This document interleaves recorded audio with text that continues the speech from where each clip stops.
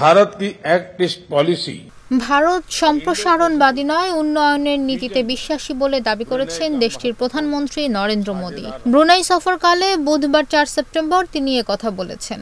British বার্তা সংস্থা Reuters এ খবর জানিয়েছে। মোদি আরও বলেছেন, আন্তর্জাতিক আইন ও জাতিসংঘের সমুদ্র আইন সংক্রান্ত সম্মেলনের নীতিমালার প্রতি ভারত শ্রদ্ধাশীল। তারা আইন অনুযায়ী সাগরে উন্মুক্ত চলাচল সমর্থন করে। কোনো দেশের নাম উল্লেখ না করে এসব কথা বলেছেন তিনি।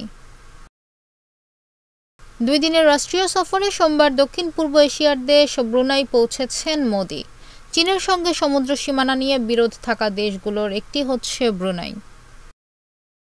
এদিকে হিমালয়ের পাদদেশে 2020 সালে চীন ও ভারতীয় সেনাবাহিনীর মধ্যে সংঘর্ষে 20 ভারতীয় ও 4 চীনা সদস্য নিহত হওয়াকে কেন্দ্র করে দিল্লি বেইজিং দ্বন্দ্ব আরও বৃদ্ধি পেয়েছে।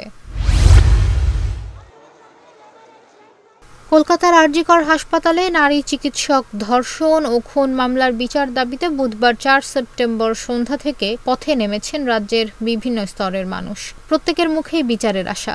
বৃহস্পতিবার সুপ্রিম কোর্টে আরজিকর মামলার শুনানি হওয়ার কথা ছিল। সেই শুনানি স্থগিত হয়েছে। সন্ধ্যায় সে খবর সামনে আসার পর হতাশা নেমে আসে গোটা বাংলা জুড়ে। রাত 9টা বাজতেই একে একে নিভে যায় আলো। ভিক্টোরিয়া থেকে শুরু করে শহরের সব বহুতল অন্ধকারে ডুবে যায়।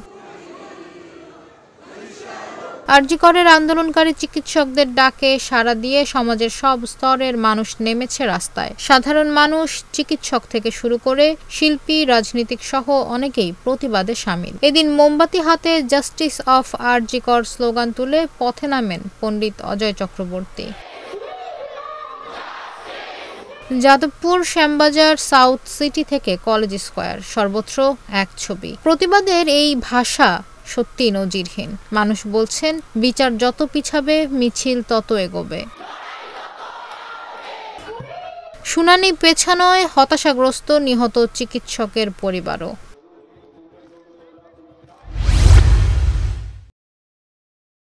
বাংলাদেশকে ঝুঁকিপূর্ণ দেশের তালিকায় রেখেছে যুক্তরাষ্ট্র।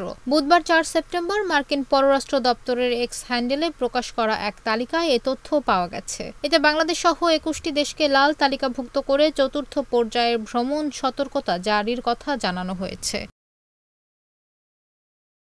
এটি যুক্তরাষ্ট্রের সর্বোচ্চ পর্যায়ের ভ্রমণ সতর্কতা। মার্কিন নাগরিকদের পরবর্তী নির্দেশ না দেওয়া পর্যন্ত 21টি দেশ ভ্রমণ না করতে পরামর্শ দেওয়া হয়েছে। এই 21টি দেশের মধ্যে বাংলাদেশের নামও রয়েছে। বাংলাদেশ ছাড়া তালিকায় থাকা দেশগুলো হচ্ছে Afghanistan, Belarus, Burkina Faso, Myanmar, Central African Republic, Haiti, Iran, Iraq, Lebanon, Libya, Mali, উত্তর কোরিয়া, রাশিয়া, সোমালিয়া, দক্ষিণ Sudan, Sudan, Syria, Ukraine, Venezuela এবং ইয়েমেন।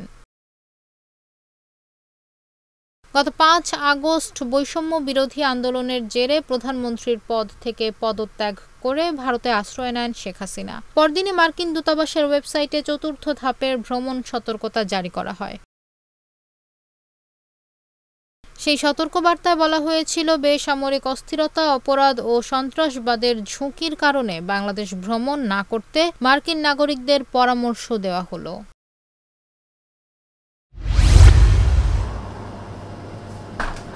মুসলিম সংখ্যাগরিষ্ঠ দেশগুলোতে কয়েক দশক ধরেই ব্যাপক হারে ব্যবসা করে আসা কোমল পানীয় কোম্পানি কোকা-কোলা ও পেপসিকো এবার চ্যালেঞ্জের মুখে পড়েছে। গাজা যুদ্ধের ইস্যু নিয়ে স্থানীয় কোমল পানীয়গুলোর কাছে ব্যবসা হারাতে বসেছে এই দুই কোম্পানি। আমেরিকার প্রতিষ্ঠান কোক ও পেপসি ইসরায়েল ঘনিষ্ঠ বলে পরিচিত। দাবি করা হয়ে থাকে, ফিলিস্তিনের গাজা উপত্যকায় ইসরায়েলি বাহিনীর হামলায় যে ব্যয় হচ্ছে তার একটা অংশ বহন করছে কোকা-কোলা। অবশ্য প্রতিষ্ঠানটি এই দাবি অস্বীকার করে আসছে।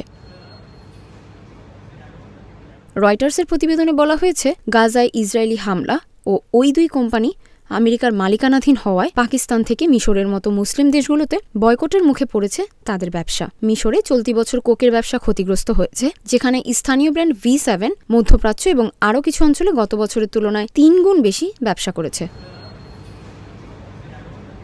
গাজা যুদ্ধে ইসরায়েলের হয়ে অর্থায়ন করা হচ্ছে কিনা সে বিষয়ের উপর বিজ্ঞাপন প্রচার করে বাংলাদেশে ব্যাপক সমালোচনার মুখে পড়ে কোক। এর প্রভাব পড়ে বাজারেও। স্থানীয় মোজো কোম্পানির পানীয় বিক্রি বেড়েছে এই সুযোগে। এক পর্যায়ে বিজ্ঞাপনটি বাতিল করা হয়েছে। এছাড়া মধ্যপ্রাচ্য জুড়ে গত বছরের অক্টোবরে গাজা যুদ্ধ শুরু হওয়ার পর পেপসির ব্যবসাতেও ধস নেমেছে বলে স্থানীয় সংবাদ মাধ্যমগুলো জানিয়েছে। অবশ্য এমন ঘটনা একটা নয়। মুসলিম দেশগুলোর অনেকে অংশ নিয়েছেন কোক পেপসি বয়কটের আন্দোলনে। বাজার বিশ্লেষকরা বলছেন, সব মিলিয়ে কোক পেপসি কি পরিমাণ আর্থিক ক্ষতির সম্মুখীন হয়েছে তার হিসাব করা কঠিন। এখনও মধ্যপ্রাচ্যের বেশ কয়েকটি দেশে বেশ ভালো ব্যবসা রয়েছে এই দুই প্রতিষ্ঠানের। পশ্চিমা পানীয় ব্র্যান্ডগুলোর ব্যবসা বছরের প্রথমার্ধে 7% কমেছে। কোকাকোলা এবং পেপসিকো কেনা বন্ধ করেছেন এমন অনেক ক্রেতা এর কারণ হিসেবে বলেছেন, গাজায় ইসরায়েলি বাহিনীর হামলা এবং ইসরায়েলের প্রতি কয়েক দশক ধরে আমেরিকা যে সমর্থন দিয়ে আসছে তার প্রতিবাদে এই পদক্ষেপ নিয়েছেন তারা। প্রতিবেদন বলছে, আফ্রিকা, মধ্যপ্রাচ্য এবং দক্ষিণ এশীয় অঞ্চল থেকে 2023 সালে পেপসিকোর মোট আয় $6 বিলিয়ন।